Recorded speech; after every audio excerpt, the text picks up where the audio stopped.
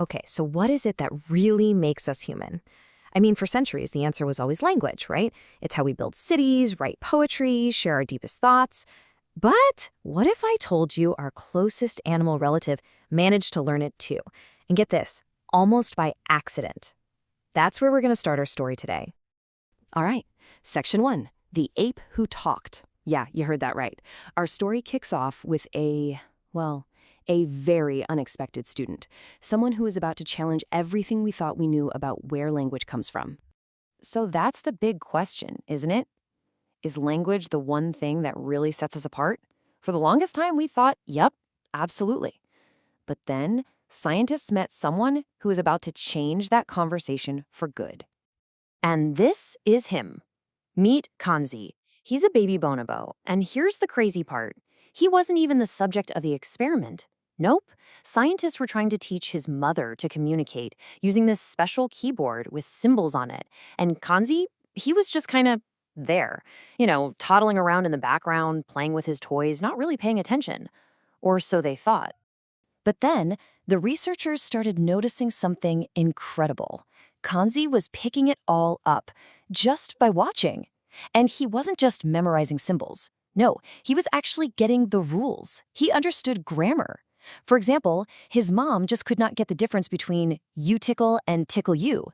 But Kanzi, he got it perfectly. He had somehow cracked the code of syntax. So, of course, the researchers had to put this to the test. They decided to give him a totally new command, something he had never, ever heard before. So there's Kanzi playing with his toys, and a researcher just says, make the dog bite the snake. And you know what? Without even hesitating, Kanzi picks up the toy snake and puts it right in the toy dog's mouth. He understood. And this was a huge deal. I mean, monumental. Kanzi became the first ape ever to learn language spontaneously without direct training, just like a human kid does. He proved that a non-human brain could totally grasp grammar. And with that one little action, this deeply held belief that language was only for humans, well, it was shattered. Okay, on to our next section, language's building blocks. So Kanzi's breakthrough really makes you wonder, right? What exactly did he learn?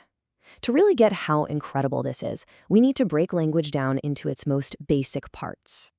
So what is language, really? Well, at its core, it's just a set of words, spoken, written, or signed, and the rules for how we put them together to communicate something. It's not just a big list of vocabulary. Think of it more like the powerful operating system for our brains, turning random sounds into these incredibly complex ideas. I like to think of it like this. Every language is like its own unique Lego set, but they all come with the same 3 types of blocks. First, you have phonemes. These are the tiniest little units of sound. Think of the b or a or t sound. Then you put those sounds together to make morphemes, which are the smallest blocks that actually have meaning, like the word cat or a prefix like un. And finally, you've got grammar. That's the instruction manual, the rules that tell you how to snap all those blocks together to build anything you can imagine. And the creative power here is it's mind-blowing. Get this. In English, we only use about 40 basic sounds, those phonemes, just 40. But from those 40 little sounds, we can build over 100,000 morphemes. And from those, we get, wait for it, over 616,000 words in the dictionary. It's this almost infinite toolkit for expressing literally anything, from epic poems to, that silly text message you just sent. All right, Section 3. From babble to senses. So how do we humans get so good at this? I mean, we all went on this journey from making little gurgling sounds to forming full sentences, and what's really cool is that it's a surprisingly universal path for all of us. And this journey starts early. By just 4 months old, babies are basically little sponges, soaking it all in. That's called receptive language. By 10 months, that babbling isn't just random noise anymore. It starts to actually sound like the language they hear around them. Then, bam, around their first birthday, they hit the one-word stage. Dada, ball. And by 2, they're putting 2 words together to basically run the house. Yeah, this is what experts call telegraphic speech. It's like sending an old-timey telegram, short and to the point. Want juice? No pants. We've all heard it. But what's so fascinating is that even in these super simple sentences, the rules of grammar are already there. An English-speaking toddler says big doggy, not doggy big. It's like their brain's internal rulebook is already open to the right page. Next up, Section 4, Born to Talk. And this leads us to one of the biggest questions in all of psychology. How on earth do we learn all this so incredibly fast? Is language something that's taught to us from the outside in, or is the ability to learn it already hardwired into our brains from day one?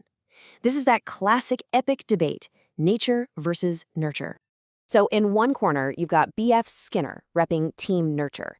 He figured we just learn language through basic reinforcement. You know, baby says mama, gets a huge smile and a hug, and learns to say it again. Simple. But in the other corner, you've got the legendary linguist Noam Chomsky for Team Nature. He was like, no way, that's impossible. He argued that kids come up with sentences they've never heard before, way too fast and creatively for it to just be copycatting. Chomsky's knockout punch was this idea he called universal grammar. He pointed out that even though the world's 7,000 or so languages all sound totally different, they all share the same basic scaffolding. They all have nouns, they all have verbs, they all have ways to ask questions. His theory? That our brains come preloaded with this basic linguistic software.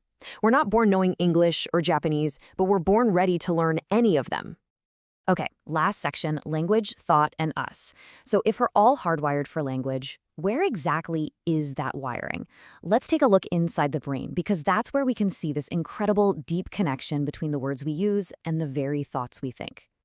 You know, one of the best ways we've actually mapped out language in the brain is by looking at what happens when it goes wrong. There's a condition called aphasia, which is a language impairment that can happen after something like a stroke. And studying it has been like using a diagnostic tool, showing us exactly which parts of the brain are in charge of which parts of language. And it turns out two areas are absolutely crucial. First, you've got Broca's area. Think of this as the brain's speech factory. It's in charge of all the muscle movements needed to actually talk. Then you have Wernicke's area. This is more like the brain's dictionary and encyclopedia combined. It's where we process words and understand what they actually mean. So check this out. If someone has damage to their Broca's area, the speech factory, they can understand you perfectly. They know exactly what they want to say in their head, but they just can't get the words out. It's a struggle to speak. The thought is crystal clear, but the production line is down. But now, what if the damage is to Wernicke's area, the dictionary? Well, you get the complete opposite. The person can speak perfectly fluently, the grammar is fine, but the words that come out are just a jumbled, meaningless mess. It's often called a word salad. The factory is running, but it's getting all the wrong ingredients. Just listen to this. This is an actual quote from someone with Wernicke's aphasia. The sentence structure's there, you can hear the rhythm, but the meaning is just gone. It's a really haunting example of just how delicate that link between our language and our thoughts really is. And all of this brings us to one of the deepest, most mind-bending questions about being human. It's a real chicken and egg problem. Do our thoughts come first and we just invent words to describe them? Or do the words we know actually build the very thoughts we're capable of thinking? Which, of course, brings us all the way back to Kanzi. If language really does shape thought, then what new thoughts suddenly became possible for him the second he understood grammar? When he learned the symbol for marshmallow, did he start to dream about marshmallows?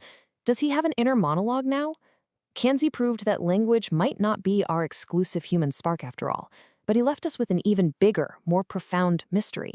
What does a non-human thought even look like?